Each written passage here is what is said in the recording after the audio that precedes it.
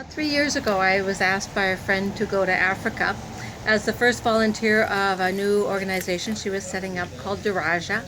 And Daraja means bridge in Swahili, and the idea was that this organization was going to create a bridge between people in North America and people in the island of Zanzibar in Tanzania.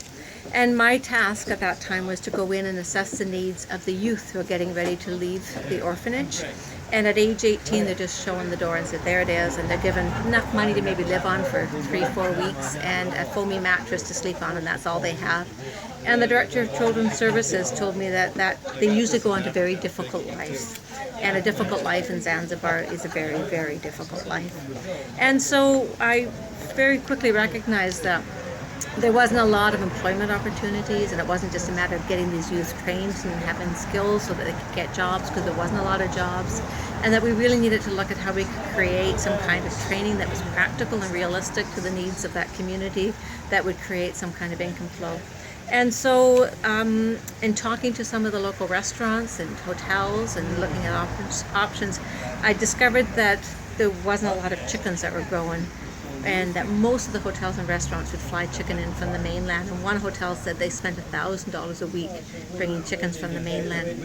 And so chicken farming seemed like a really good option. So I went over to the mainland and toured a few chicken farms and saw how they were set up, and found an organization that worked with youth and wanted to be involved in doing this. Well, actually I didn't, but the organization, Daraja, found this organization.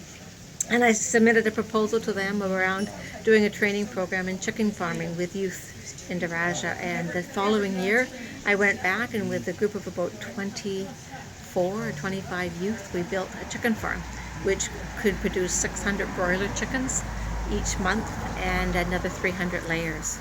And it was an amazing project to see this come together. And then I went back again last year, and we established another chicken farm, and we have a whole training program that trains youth to be able to have the skills and knowledge, hopefully to be able to establish and set up their own chicken farm as time goes on, and that youth will flow through this program, get this training, and then we'll work with them to try to establish their own kinds of businesses around the island.